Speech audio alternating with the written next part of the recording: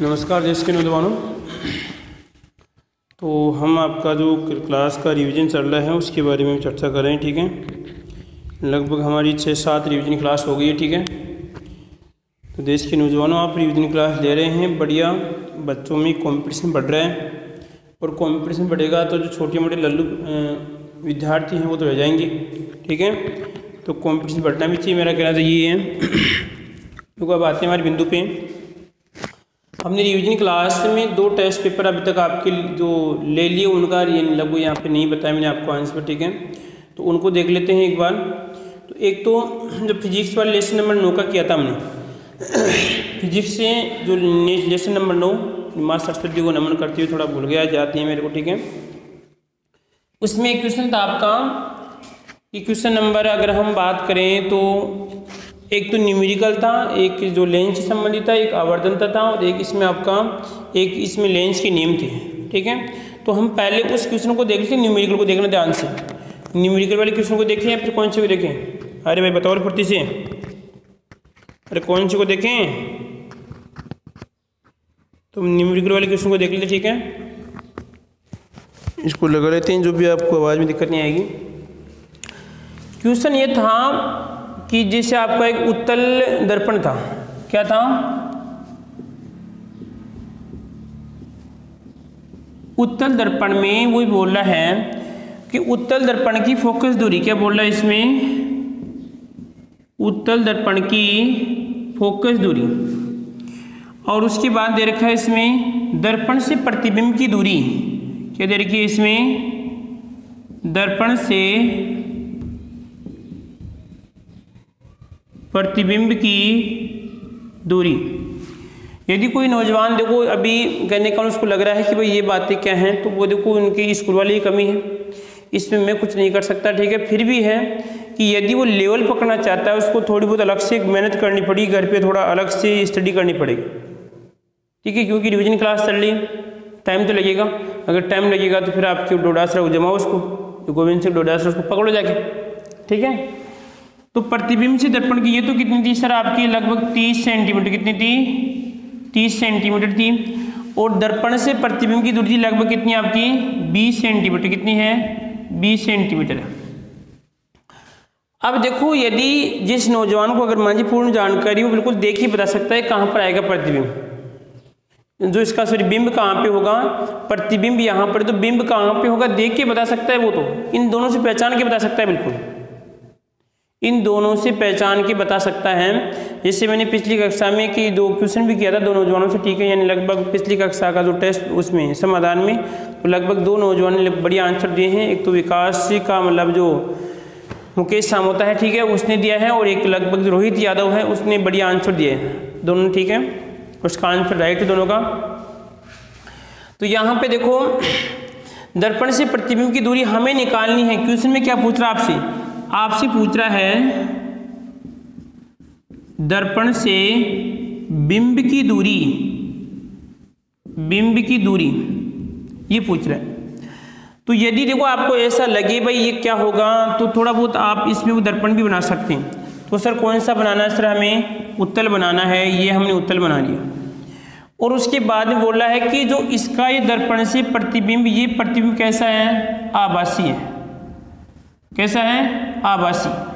आभासी है और प्लस सीधा भी ये बोल रहा है। ठीक है, तो यहाँ पे देखिए कि अगर मैं यहाँ पर ये हमारा मुख्य अक्ष है और सर ये हमारा द्वारक है, ये प्रकाशीय केंद्र है। उसके बाद भी बोल रहा है कि अगर देखो सीधा यदि वस्तु यहाँ पर मान ली कि वह मैं कुछ समय के लिए वस्तु से मान सकता हूँ, तो सर सीधा और आभासी तो इस वाले पार्ट में बनेगा। ठीक है, अब बता रहा है इसकी फोकस दूरी कितनी है? 30 सेंटीमीटर। सर ऐप का मान कितना आ गया? 30 आ गया।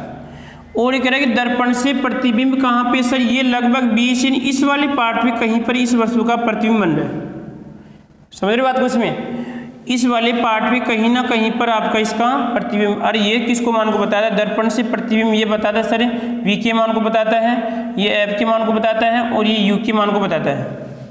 तो सर इसका मतलब ये हुआ कि ये F तो कितनी है सर आपकी? 30 है। अगर ये 20 तो देखो यहाँ पे 15, यहाँ पे लगभग से मान लो कि यहाँ पर आपको क्या आएगा इसमें? ये किसका मान है सर? ये V का मान है। और कितना है बताओ? ये V का मान दे रखा है, उसमें 20 सेंटीमीटर दे रखा है। हमें क्या निकालना है, हमें ये जो इधर जो कहाँ पर होगी, जो वस्तु हमारी कहाँ पे होगी उसको देखना है। तो देखो हमने या जब आपने पढ़ा होगा, इस उत्तल दर्पण में सिर्फ दो ही प्रतिबिंब बनते हैं मुख्य रूप से। एक तो जब वस्तु अनंत पे होती है तो कहाँ पे, ए पे बनता है, और एक कहाँ पे बनेगा, जब वस्तु अनंत और ओ के मध्य होती है। जो वस्तु अनंत और ओ के मध्य होती है, यदि मान लीजिए वक्रता केंद्र है, ये हमारा इधर वाला एफ मान सकता हूँ, ठीक है, वैसे होगा नहीं इसका, ठीक है। तो इसका मतलब क्या हुआ कि जो वस्तु अनंत और जब ओ के मध्य होती है तो कहाँ पे बनता है प्रतिबिंब, सर और एफ के मध्य बनता है।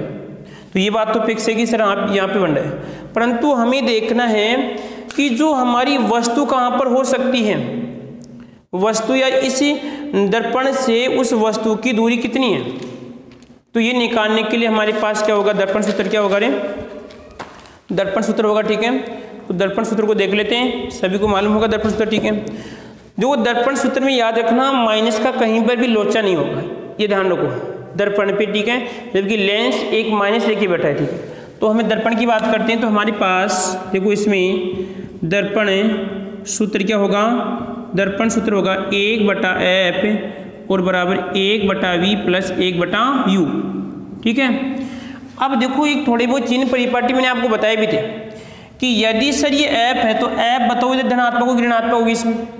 तो हम उत्तल दर्पण के लिए यहाँ पे सर एफ ऋणात्मक होगी, तो यहाँ पे आएगा 1/f का मान सर आपका ऋणात्मक आएगा, तो कितना आएगा सर -30 सेंटीमीटर है। और बताओ वी बी सर क्या होगी इधर आपकी, सर ऋणात्मक होगी धनात्मक होगी, सर तो काम तो गड़बड़ हो रहा है क्या सर, ये तो आपने धनात्मक ली थी और तो धनात्मक होगी। देखते हैं, यदि आपको ऐसे कभी कन्फ्यूजन हो, एक बात याद रखना कि सर हमेशा यू का मान किस में आएगा, ऋणात्मक में आएगा। यदि हमारे पास यू का ऋणात्मक में आ रहा है तो बिल्कुल सही है, तो सर किस में आएगा ये बताओ। सर ये हमेशा इधर वाली पार्ट किस में होगी, मैंने बताया था कि अगर जो बिंब है या जो आपका दर्पण है, दर्पण से इसमें आपकी कौन सी धनात्मक होगी, इधर कौन सी ऋणात्मक होगी, तो यहाँ पे किस में आएगी, धनात्मक आएगी। उसके बाद में सर वी का मान कितना है, 20 है। अब देखो सर यहाँ पे इस यू का मान किस में आएगा सर, ऋणात्मक, क्योंकि सर यू इधर आपकी, तो यहाँ पे आएगा -1/u। और कोई दिक्कत, देखते हैं सर सही आ रहा है गलत आ रहा है।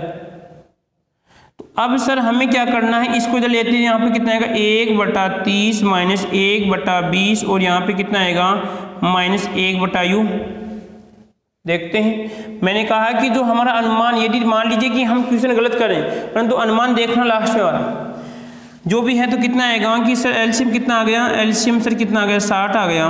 तो यहाँ पे कितनी बार जाएगा इसमें 2, और यहाँ पे कितनी बार जाएगा इसमें 3, तो यहाँ पे कितना है रे 1/ आपका u। तो हल करने पे कितना आएगा, तो -1/60 और उसके बाद में कितना आया बताओ, यहाँ पे सर -1/u, तो माइनस से माइनस कटेगा तो u का मान क्या आएगा, धनात्मक। सर बात तो गलत आ रही, चक्कर पड़ गया, क्या पड़ गया, क्या चक्कर पड़ा बताओ।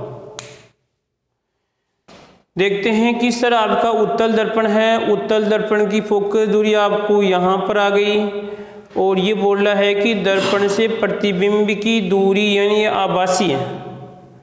तो आभासी भी चलो हमने धनात्मक ले ली, कोई दिक्कत नहीं है, परंतु यदि सर यहाँ पे देखें इस वाले मान से निकाले यू का मान, अगर ऐसे मानो आप 1/f बराबर 1/v और 1/ आपका u है, तो अब क्या करेंगे कि सर इसमें यदि मान लीजिए मेरे को u को इधर लाना है, तो 1/u, उसके बाद में आएगा अगर 1/f माइनस 1/v, ठीक है। अब v का मान तो आ गया, परंतु ये किस में आएगा, धनात्मक आएगा, ये भी आपका धनात्मक आएगा। तो घटाने पे कितना बचेगा रे, घटाने पे सर यहाँ पे u का मान कितना है, इसका मान दे रखा, v का मान 20 का आएगा 3। चक्कर कहाँ पे पड़ा है इसमें चक्कर कहाँ पे पड़ गया लल्लू, क्या समस्या हो रही है। सर मान किस में आना चाहिए, ऋणात्मक आना चाहिए मान ऋणात्मक, या तो क्वेश्चन देखना पड़ेगा, क्वेश्चन क्या है, एक बार मैं क्वेश्चन चेक कर लेता हूँ कहाँ पर है क्वेश्चन। तो यार मेरे पास यहाँ पर तो क्वेश्चन है नहीं।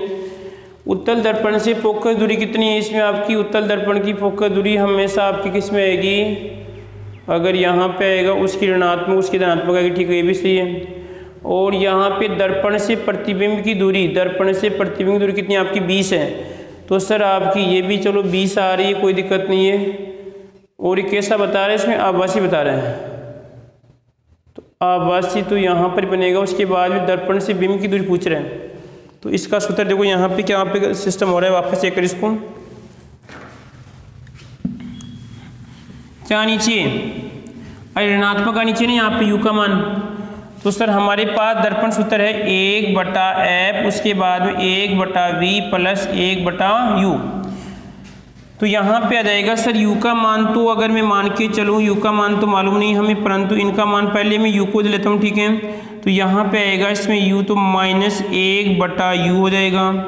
अगर मान लीजिए देखो ये जाएगा तो इसमें जाएगा 1/f, अगर ये इधर आता है तो ऐसे मानो आप इसको ऐसे करो 1/f और यहाँ पे 1/v और ये आएगा u, ठीक है। अब u आ रहा है तो सर u धनात्मक आएगा, तो यहाँ पे u ऋणात्मक आएगा, ये इधर आता है। तो उसके बाद f का मान कितना है, f का मान दे रखा है उसमें 30 और माइनस v का मान कितना है, v का मान 1/20 और उसके बाद में यहाँ पर आएगा कितना u का मान हमें निकालना है। तो u का मान देखो अभी तक यहाँ पर है, क्योंकि मान ही हमने नहीं रखा है अभी तक इसमें, तो कैसे धनात्मक मान ले कैसे ऋणात्मक मान ले इसमें। तो यहाँ पे क्या होगा देखो, इसमें इसको हल करने पे कितना आएगा, रे इसको सर 60 आएगा। उसके बाद में कितना आएगा सर आपका इसमें 2 बार जाएगा, माइनस कितना आएगा इसमें 3 आएगा, और यहाँ पे 1 क्या आएगा इसमें u आएगा। अब इसको हल करने पे कितना आएगा सर आपके -1 कितनी 60 और यहाँ पे कितना आएगा u। अब उल्टा का उल्टा उल्टा हो जाएगा, तो यहाँ पे कितना आएगा u बराबर देखो इसमें ये चिन्ह माइनस, तो इसमें आएगा -60 आएगा u का मान, ये आ गया। बात को समझे। इसका मतलब ये हुआ कि सर यदि मान लीजिए 30 तो ये भी 30, तो इसका मतलब हमारी वस्तु कहाँ पे हो सकती है, लगभग सी के आसपास हमारी वस्तु है। समझ रहे बात को इसमें। तो यहाँ पर ऐसे भी क्वेश्चन बन सकते हैं, उसमें उत्तल के अलावा आपको अवतल का दे सकता है, ठीक है, या लेंस का भी दे सकता है, लेंस में किसी का भी दे सकता है, ठीक है। जो मुख्य फॉर्मेट है वो समझना आपको, इसमें कौन सी दूरी कैसी बन जाएगी, कौन सी दूरी कैसी बन जाएगी, तो हम आंसर निकाल सकते हैं। अन्यथा आप इस प्रकार गलती मिल जाओगे। फिर इसमें कहाँ पर गलती हुई थी, क्योंकि हमने पहले यू को ऋणात्मक मान लिया जब हमारे पास मान था ही नहीं, ठीक है। तो यहाँ पर ये कितना आएगा इसमें आपका सेंटीमीटर है, तो सेंटी किसमें आएगा आपका सेंटीमीटर में आएगा। अगला क्वेश्चन ये था कि यहाँ पर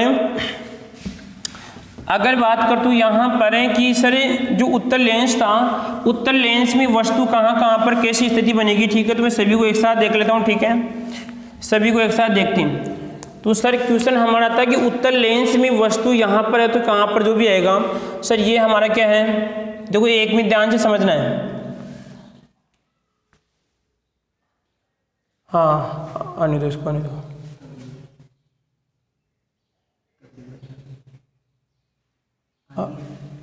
आने दो, रुको 2 मिनट रुको आप, ठीक है। तो यहाँ पे देखो आप है कि जैसे मान लीजिए ये हमारी क्या है, मुख्य अक्ष है, ये हमारा कौन सा है सर आपका उत्तल लेंस है। देखो समझना ये थोड़ी, इसका मतलब में लगभग आपके कितने 4 बनते हैं, चारों का बताऊंगा, लगभग मेरे को 4 पानी चाहिए, इस एक से ही समझना है चारों का। मैं उत्तल लेंस आ गया, और ध्यान रखना लेंस का हमेशा उल्टा क्या होता है, दर्पण होता है। उत्तल लेंस का उल्टा अवतल होता है, ठीक है। और अवतल का क्या हो जाएगा इसमें, यदि मान लीजिए उत्तल लेंस है तो वहाँ पे क्या होगा, अवतल दर्पण होगा। यदि अवतल दर्पण है तो वहाँ सॉरी वहाँ पे उत्तल दर्पण तो क्या होगा, इसमें आपका अवतल लेंस होगा। इस प्रकार उल्टा सिस्टम होगा। तो देखो यहाँ पे मैंने नाम लिखा, अगर लेंस की बात करता हूँ तो यहाँ पे आएगा सर ऐसे मान लो ये लिखा मैंने f1 और यहाँ पे लिखा मैंने 2f1 लिखा, और यहाँ पे लिख दिया मैंने, इसको मैं c भी बोल सकता हूँ, इसको c1 बोल सकता हूँ, ठीक है। और यहाँ पे आएगा f2, इसको बोल सकता हूँ 2f2 या बोल सकता हूँ c2 बोल सकता हूँ, ठीक है। ये सर हमारा प्रकाशी केंद्र, ठीक है। आंधी भी आ रही है, पता नहीं उड़ जाएंगे, पता नहीं, उड़ने दो उड़े दो।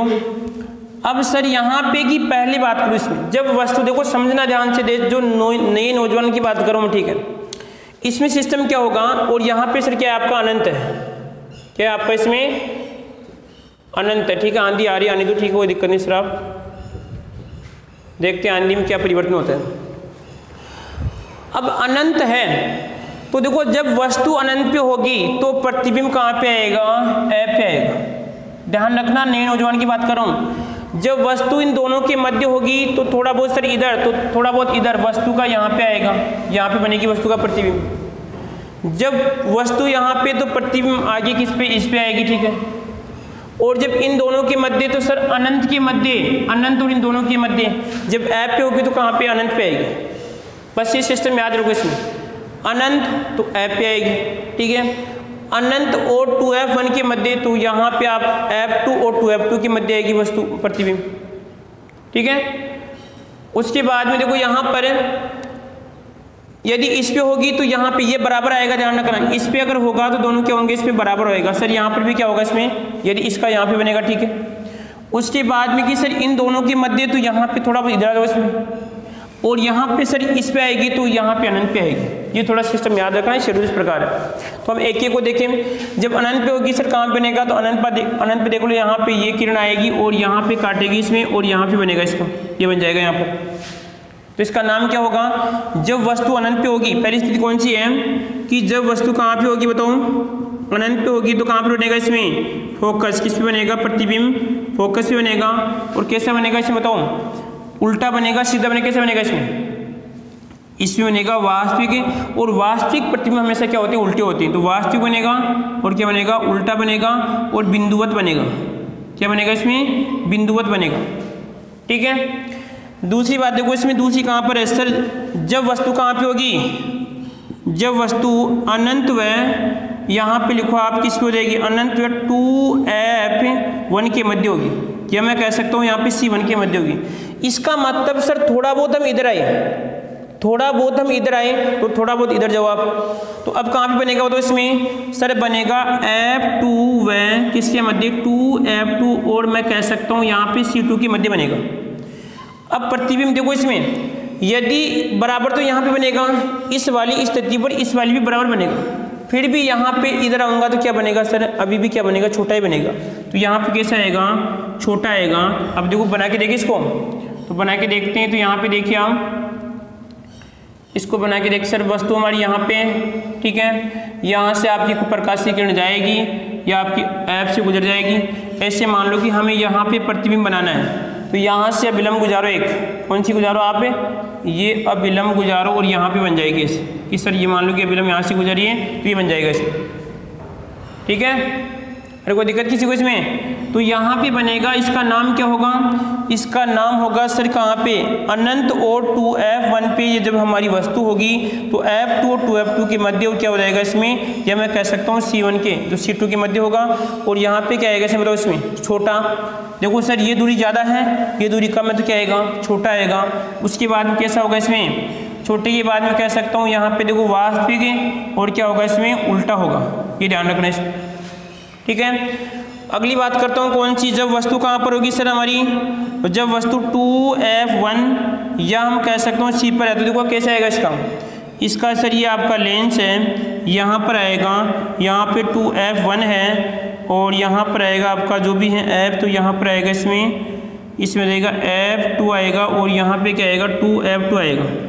तो जब वस्तु 2f1 या मैं कहता हूँ C1 पे हो जाएगी तो यहाँ पे क्या होगी सर, यहाँ पे ये जाएगी किरण और लगभग कहाँ पे काटेगी सर, यहाँ से फोकस ही जाएगी। और सर एक किरण अभिलंब तो यहाँ पे कितना आएगा सर, इस पे बनेगा आपका, ठीक है। तो इसका नाम लिखना क्या आएगा, कहाँ पे बनेगा सर आपका, बताओ। ये ध्यान रखना मोस्ट है कि इस पे वस्तु का प्रतिबिंब बराबर होगा। कौन सी स्थिति पे, तो यहाँ पे आएगा सर प्रतिबिंब कहाँ बनेगा, 2f2 और क्या बनेगा इसमें, बराबर बनेगा। और क्या बनेगा इसमें, वास्तविक बनेगा और उल्टा बनेगा। ये हो गया। यही नियम हम किस पे लगा सकते हैं, अवतल दर्पण पे लगा सकते हैं नियम। ये पूरे के पूरे सिस्टम, केवल यहाँ पे प्रक्रिया किरणों का नियम चेंज होगा, इतना तो आपको फिर प्रैक्टिस करनी पड़ेगी। उसके बाद में सर कहाँ पे आ गए, अब आता है इन दोनों के मध्य। तो यहाँ पे देखिए स्थिति नंबर कौन सी, 4 की बात करता हूँ। स्थिति नंबर 4 में देखो जब वस्तु कहाँ पे सर है, 2f1 या मैं कह सकता हूँ C1 के मध्य है, तो कहाँ पे आएगा, बना के देख लो रे, अरे बना के देख लो। तो सर यहाँ पे हो जाएगा ये आपका 2f1 या मैं कहता हूँ C1 है, यहाँ पे कहलाएगा f1 है, यहाँ पे आपका f2 है और यहाँ पे आपका 2f2 है, ठीक है। यहाँ पे बनाएगा, बैठा है सिस्टम, सही है। तो अब देखो कि सर वस्तु यहाँ पे है, तो वस्तु यहाँ पर है, तो वही हिसाब इसका बनेगा लगभग यहाँ पे 2f अनंत की मध्य। तो यहाँ से किरण गुजारो, अनुमान लगा लो, ठीक है, लगाना सीख जाओ, काम में आएगा, ठीक है। तो यहाँ पे बनेगा और इसको यहाँ से भगाओ आप, ये लो, तो सर किन के मध्य आएगा, इसे मान लो इन दोनों के मध्य। तो देखो क्या आएगा सर 2f2, तो यहाँ पे लिखो 2f2 व अनंत के मध्य, क्या आएगा, अनंत के मध्य आएगा, ठीक है। और ये थोड़ी आ रही है, आने दो इसको, आने दो, ठीक है, क्रम से विच्छेद नहीं होंगे, क्लास पूरी बनाएंगे, देख कोशिश करते हैं। उसके बाद देखो यहाँ पर एक स्थिति कौन सी है कि सर अब देखो इससे यहाँ पे बराबर था, यहाँ पे बराबर, तो यहाँ पे भी बराबर, तो अब क्या होगा, बड़ा होगा, तो यहाँ पर आएगा बड़ा, उल्टा, और कैसा होगा, इसमें वास्तविक होगा, ठीक है। उसके बाद में एक स्थिति किस पे, ऐप पे, तो यहाँ पे देखिए नंबर 5 की बात करता हूँ, तो कहाँ पे आएगा सर, ऐप पे होगा, किस पे, F1 पे। तो F1 का सर यहाँ पे रहेगा ये लो, और यहाँ से गुजार दो, तो F1 से गुजारेंगे आप, यहाँ से रहेगा F1 से, तो किसी बनेगा सर आपके, बनेगा कहाँ पे, अनंत पे बनेगा, कहाँ पे बनेगा, टांगी बिल्कुल मिलेगी नहीं, टांगी कहीं पर भी मिलने की संभावना नहीं है, सोच लो, ऐसे बनेगा, ठीक है। तो इसका नाम क्या होगा भाई, यहाँ पे कहलाएगा आपका F2 आएगा, ठीक है। तो कहाँ पे बनेगा, इसका आंसर आ जाएगा, इसमें देखिए अनंत, बहुत बड़ा हो जाएगा, बहुत बड़ा, उल्टा, और क्या बनेगा, इसमें वास्तविक बनेगा, ये इसका विशेषता होगी। लास्ट एक ध्यान रखना कौन सा है, जब इन दोनों के मध्य होगी, इन दोनों के मध्य होगी, नंबर कौन सी बता रहा हूँ, लास्ट 6, इन दोनों के मध्य होगी, तो इसमें देखना किस प्रकार बना रहा हूँ इसको मैं, इन दोनों के मध्य बनाते हैं। तो यहाँ पे देखना भी, इन दोनों के मध्य क्या है कि सर हमारी वस्तु है, तो यहाँ पे वस्तु है, तो कहाँ से जाएगी, प्रकाशीय किरण। सर एक किरण तो जा रही, मान लीजिए फोकस से जा रही है, ये वाली किरण जा रही, ठीक है, और एक किरण आप ये गुजारी, कभी भी देखो यहाँ पर मिलने की संभावना है कि टांगी कभी भी नहीं काटेगी आपस में। तो अब क्या करते हैं, जब इसको पीछे बढ़ाते हैं, पीछे बढ़ाते हैं, तो यहाँ पे बनेगा इस प्रकार, इसका नाम क्या होगा रे, अब देखो डॉट डॉट का मतलब कैसे आएगी, आभासी, सीधा, और ध्यान रखना हमेशा आभासी क्या होता है, सीधा होता है, आभासी क्या होता है, सीधा होता है, ठीक है। और कहाँ पर आएगा, लेंस के उसी ओर आएगा, लेंस के उसी ओर आएगा, क्या आएगा, इसमें बड़ा आएगा, ये बात को ध्यान रखना आपको, ठीक है। तो इस प्रकार कुछ किरण चित्र थे, देखो पेंसिल से बनाओगे तो नंबर अच्छे मिलेंगे, अन्यथा पेंसिल बनाने से कोई मतलब नहीं है। मतलब तो ये कि जो नंबर कट जाएंगे, आप मेहनत भी कर रहे हैं, यदि छोटी सी पेंसिल का प्रयोग कर ले तो बढ़िया है। उसके बाद 2 क्वेश्चन हमारे, एक तो था एक आवर्धनता। आवर्धनता का मतलब होता है कि कोई लेंस या दर्पण है, कोई लेंस या दर्पण किसी प्रतिबिंब को कितना बड़ा कर रहा है, कितना छोटा कर रहा है, वो क्या कहलाती है, उसकी आवर्धनता कहलाती है। इसका सूत्र होता है H डैश अपॉन क्या होता है, H होता है, ठीक है। ये किसकी ऊंचाई को बताता है, ये आपकी लगभग बिंब की ऊंचाई को, प्रतिबिंब की ऊंचाई को, जो भी है ये हम कह सकता हूँ, ये प्रतिबिंब की ऊंचाई होगी और ये किसकी होगी, बिंब की ऊंचाई होगी। परिभाषा क्या है कि लगभग कोई लेंस में दर्पण किसी बिंब को कितना आवर्धित कर रहा है, प्रतिबिंब को कितना छोटा कर रहा है, कितना बड़ा कर रहा है, वो क्या उसकी आवर्धनता कहलाती है, ठीक है। मैग्निफिकेंस धनात्मक ऋणात्मक हो सकती है। अब लास्ट क्वेश्चन था आपका इसमें कि अपवर्तन के 2 नियम कितने थे, अपवर्तन के 2 नियम थे। पहला नियम कौन सा था इसमें, पहला नियम आपतित किरण, और ध्यान रखना आपतित किरण कुछ नौजवान हापड़ चुक्कड़ में कर देंगे गलत, ठीक है। और एक आपकी कौन सी अभिलंब किरण है, और एक तीसरी कौन सी आएगी इसमें, अपवर्तित किरण। ध्यान रखना इसमें अपवर्तित किरण तीनों एक ही तल पे होती है, जबकि परावर्तन में क्या आएगा सर, यहाँ पे परावर्तित किरण आएगा, ये बात ध्यान रखना इसमें। आपतित और यहाँ पे अभिलंब और अपवर्तित तीनों एक ही तल पे होती हैं। दूसरा नियम था इसमें स्नेल का नियम। स्नेल किसने दिया था, वैज्ञानिक स्नेल दिया था, ठीक है। स्नेल का नियम अपवर्तन के दूसरे नियम कहते हैं। इसमें क्या था सर, यहाँ पे साइन आई अपॉन क्या था इसमें, साइन आर किसमें होता है, यहाँ पर एक नियतांक होता है, क्या होता है इसमें, नियतांक होता है, यानी एक अनुपात होता है, क्या होता है इसमें, एक अनुपात होगा, वो स्नेल का नियम कहलाता है। दोनों के अनुपात की बात करेंगे इसमें। तो स्नेल का नियम ध्यान रखना, स्नेल का नियम क्या होता है, ये किसने दिया, तो वैज्ञानिक आपका स्नेल ने ये आपका स्नेल का नियम दिया था, ठीक है। तो हमारा ये जो पेपर का समाधान तो क्लियर हो जाएगा, ठीक है। उसके बाद में एक पेपर और था हमारा, ठीक है, उसको भी देख लेते हैं साथ में। एक पेपर ये था कि जो सुनामी क्या थी इसमें आपकी सुनामी के बारे में था कि सुनामी क्या होती है। सुनामी को मापने की इकाई क्या होती है, लगभग रिएक्टर क्या होती हैं, रिएक्टर होती है। इस रिएक्टर को मतलब 7 रिएक्टर से अगर मान लीजिए कोई समुद्र तल में भूकंप आता है, ठीक है, तो किसका रूप धारण कर लेती है, सुनामी का रूप धारण कर लेती है। उसके बाद में इसी का बड़ा क्वेश्चन बनाया गया था कि बड़ा क्वेश्चन ये था कि समुद्र तल में सागरीय लहरों में लगभग 7 रिएक्टर से अधिक अगर मान लीजिए भूकंप आता है तो वो सुनामी का रूप धारण कर लेता है। सुनामी 2 प्रकार की होती है, एक तो समुद्र के अंदर की ओर, एक लगभग समुद्र तट की ओर बाहर आती है। तो समुद्र तट की जो बाहर सुनामी आती है वो लगभग क्या होती है, जान माल जो आपकी नुकसानदायक होती है, ठीक है, परंतु कभी कभार क्या होती है, लाभदायक होती है। जैसे हम बात करते हैं राष्ट्रीय जो आपका जो अनुसंधान है या वहाँ पे जो बंदरगाह की बात करते हैं, एक बार लगभग सन तो मेरे को याद नहीं है, ठीक है, परंतु जैसे मान लीजिए आपका ये समुद्र है, इस समुद्र में यहाँ पे अगर सुनामी होती है, भूकंप उत्पन्न हो रहा है तो सुनामी का रूप धारण करेगा, तो यहाँ से सागरीय लहरें जाएगी और क्या होती है साथ में जो मलबा है या आसपास के जो भी यहाँ पे इलाके होते हैं उसको भी अंदर ले जाती है, ठीक है। या कभी कभार क्या होता है कि यहाँ पे जो हड़प्पा संस्कृति थी, हड़प्पा संस्कृति में जो कुछ बंदरगाह थे, बंदरगाह इसी सुनामी के कारण वो पानी के अंदर डूब गए थे। परंतु एक बंदरगाह ऐसा भी है कि जो सुनामी के कारण वापस आ गया, कहने का मतलब पहले डूब चुका था और वर्तमान में कहने का वापस आ चुका, ठीक है। जो राष्ट्रीय जो आपका भूविज्ञान है उसके अनुसार हम बात करें, ठीक है, तो सुनामी के बारे में आपको जानकारी लिखनी है, परंतु कुछ नौजवान की सिंपल जानकारी लिखनी है तो वो कृपया उसके नंबर कटेंगे, ठीक है। आगे देखो, उसके बाद में एक क्वेश्चन था आपके कि जो ज्वार भाटा उत्पन्न क्यों होता है, ज्वार भाटा क्वेश्चन था। ज्वार भाटा में क्या होता है कि लगभग जो सूर्य और जो आपके चंद्रमा होते हैं एक शुद्ध में आ जाने के कारण क्या होता है कि जो सागरीय तल होता है उस पर पानी पे गुरुत्वाकर्षण लगता है चंद्रमा का और वो पानी को ऊपर खींचता है, उसे कहते हैं ज्वार, और नीचे क्या कहते हैं, भाटा कहते हैं, ठीक है। तो कुछ नौजवान बिल्कुल सही आंसर लिखा, ठीक है। उसके बाद में कितने क्वेश्चन हो गए हमारे, 3 क्वेश्चन हो गए, 2 तो सुनामी के हो गए और एक क्वेश्चन किसका हो गया, ज्वार भाटा का। एक क्वेश्चन ये था कि दिन रात क्यों बनते हैं, तो दिन रात का सिर्फ एक ही नौजवान का शायद मेरा क्वेश्चन सही है। दिन रात बनने का कारण क्या होता है, पृथ्वी अपने अक्ष पे घूमती है, पृथ्वी अपने अक्ष पे घूमती है तो वो दिन रात बनने के कारण होते हैं, ध्यान रखना इसमें, ठीक है। वो 23 डिग्री वाला लोचन है इसमें, दिन अपने अक्ष पे घूमती है और यदि सामने क्या है सूर्य रहेगा तो वहाँ पे दिन रहेगा, इधर क्या रहेगी, इसमें रात रहेगी। अरे कितने क्वेश्चन हो गए, 4 हो गए।